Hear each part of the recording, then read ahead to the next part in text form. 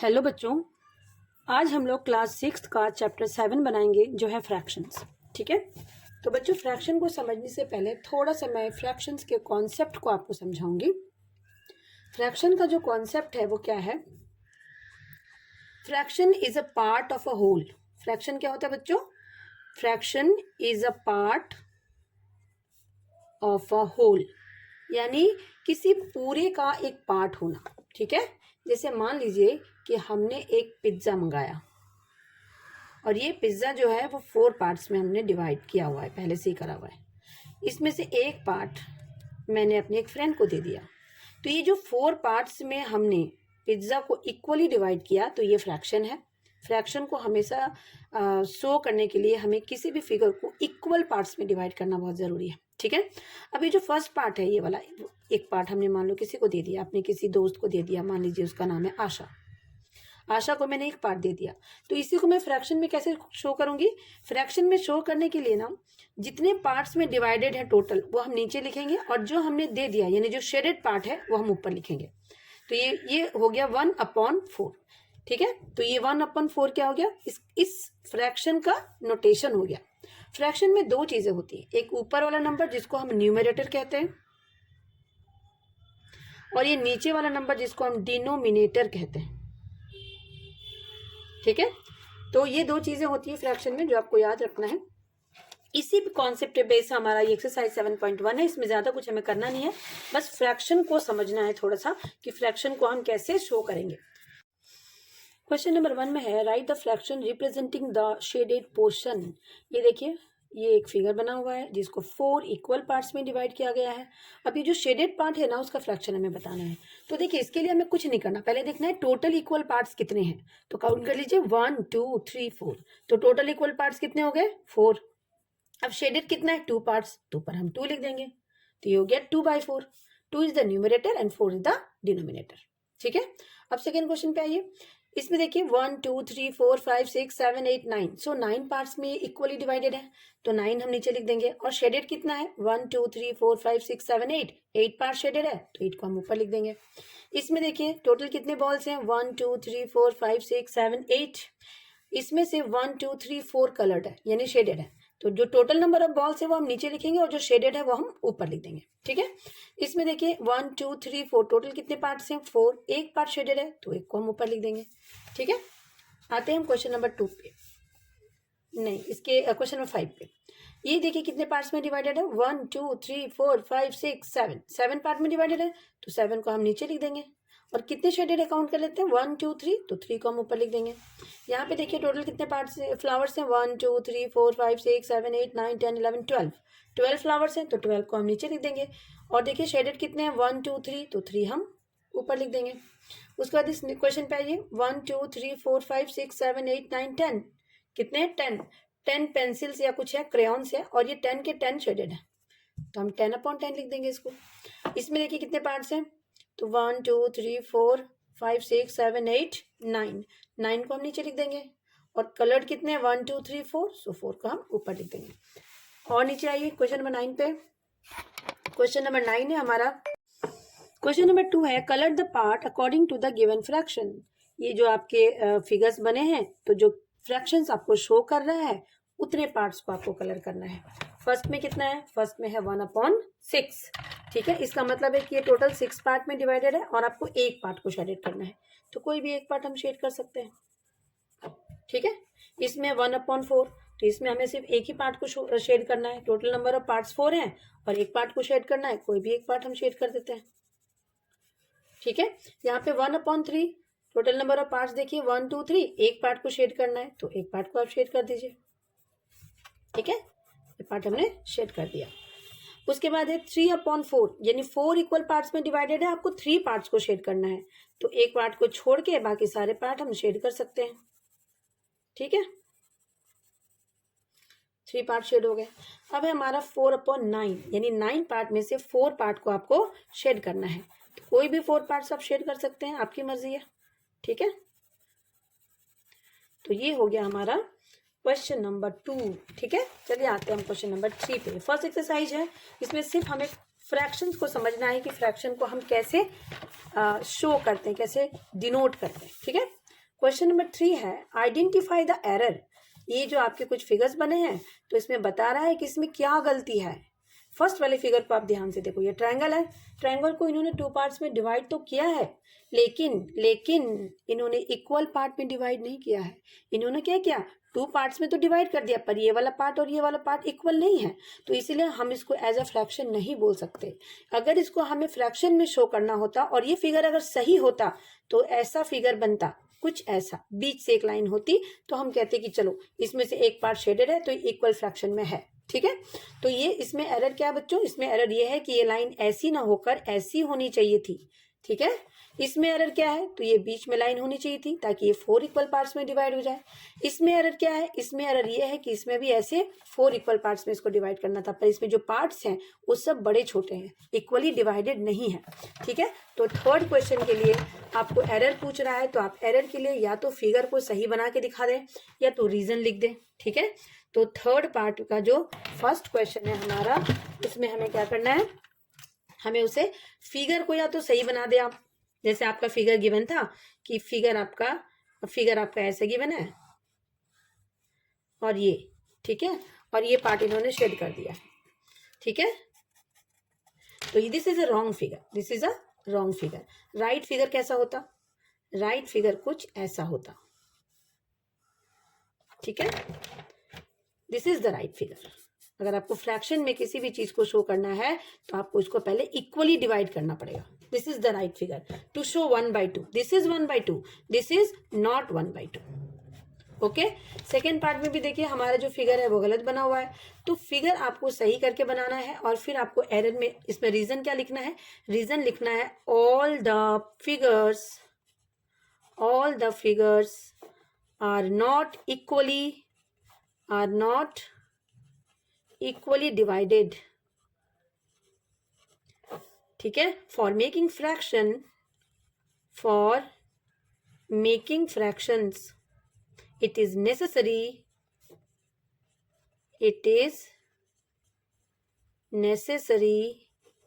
that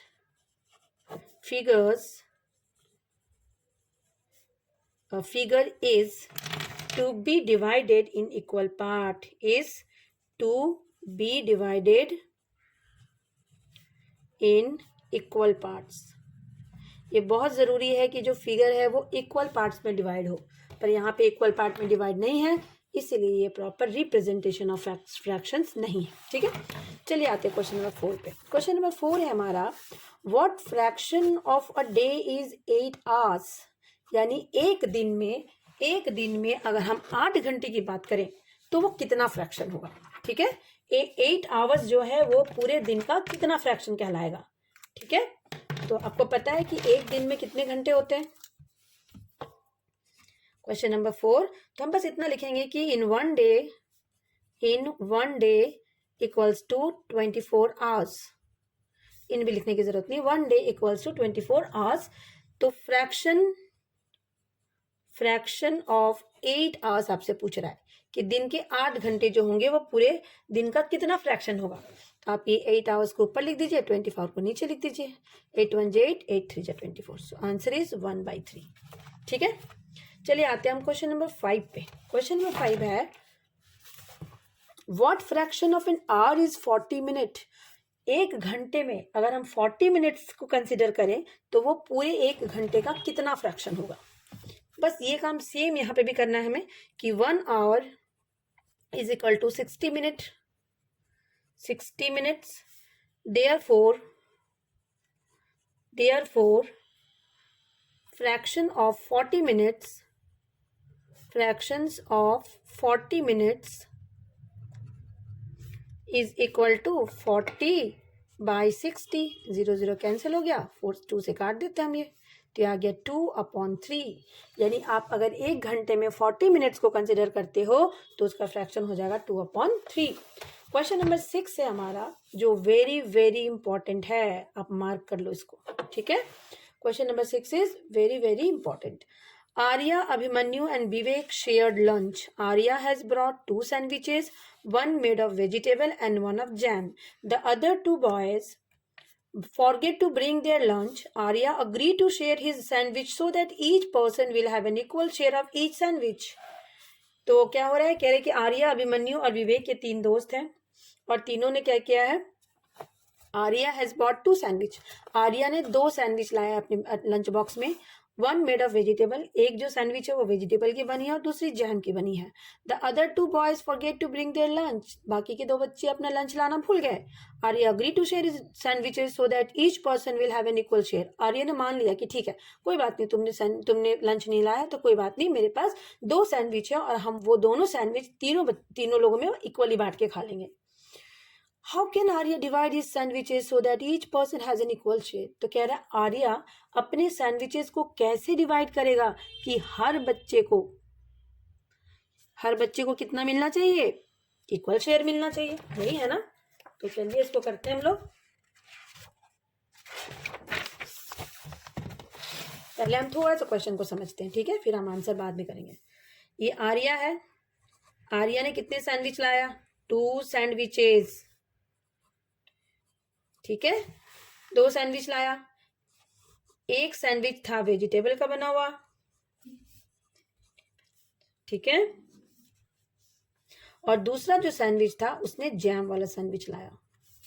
तो sandwich को वो कैसे डिवाइड करेगा तीनों बच्चों में, तो बच्चों देखो सैंडविच ट्रायंगुलर होता है तो हमने एक ट्रायंगल बना दिया, जैम वाले सैंडविच को भी हमने एक ट्रायंगल बना दिया। अब हमें क्या करना है, इसको 3 इक्वल पार्ट्स में डिवाइड करना है। कितने पार्ट्स में, 3 इक्वल पार्ट्स में डिवाइड करना है। तो करते हैं divide.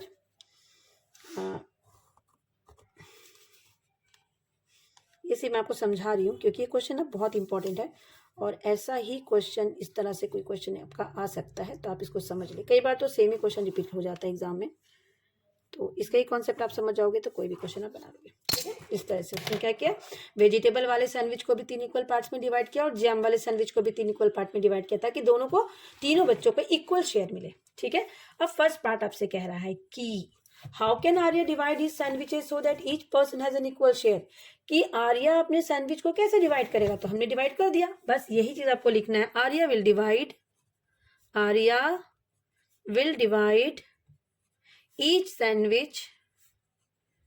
each sandwich into 3 equal parts, 3 equal parts and give one part of each sandwich to each one of them, वो क्या करेगा, सैंडविचेस को 3 इक्वल पार्ट में डिवाइड करेगा, तो एक बच्चे को क्या मिलेगा, इसमें से 1/3 मिल जाएगा और इसमें से भी 1/3 मिल जाएगा, ठीक है। बी पार्ट कह रहा है कि what part of sandwich will each boy receive, कितना पार्ट मिलेगा हर बच्चे को कितना पार्ट मिलेगा सैंडविच का, तो हर बच्चे को कितना मिलेगा, 1 पार्ट मिलेगा तीनों का, है ना। तो आप लिखोगे 1 × 1/3 यानी 1/3। each boys will get 1/3 part of the sandwich, 1/3 from vegetable and 1/3 from jam. Okay, so this was our question number 5. Now let us come to our question number 6.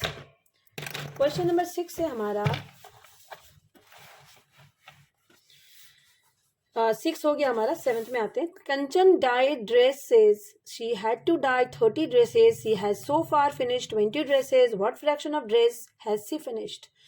कंचन को ड्रेस डाई करनी है और अभी तक उसने 30 ड्रेसेस को die किया है, डाई करना मतलब कलर करना।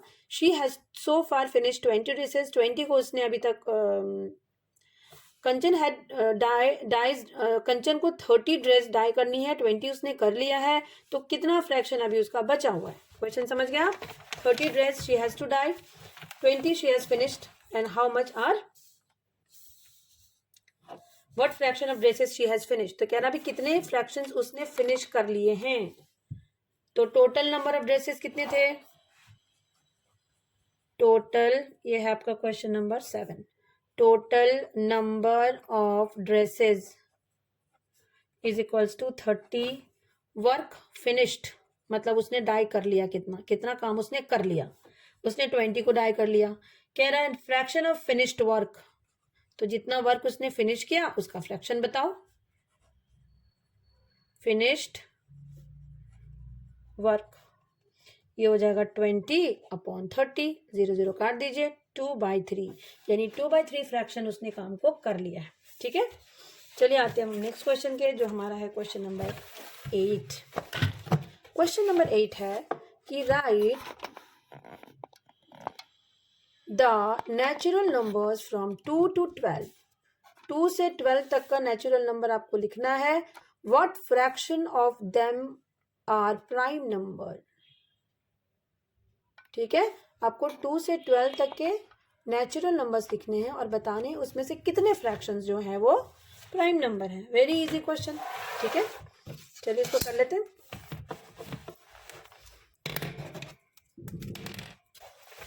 ये हमारा है क्वेश्चन नंबर 8। ठीक है, फ्रॉम 2 to 12 हमें लिखना है, तो हम लिख देते हैं 2 3 4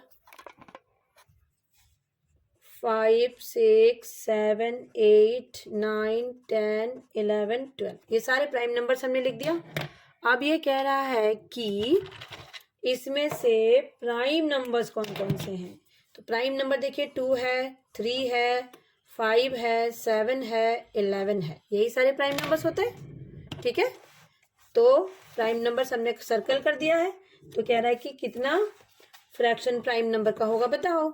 तो fraction of prime number, fraction of prime numbers, तो काउंट कर लेते हैं हम लोग 1 2 3 4 5, टोटल 5 प्राइम नंबर्स है आउट ऑफ 11। टोटल नंबर्स कितने हैं 1 2 3 4 5 6 7 8 9 10 11।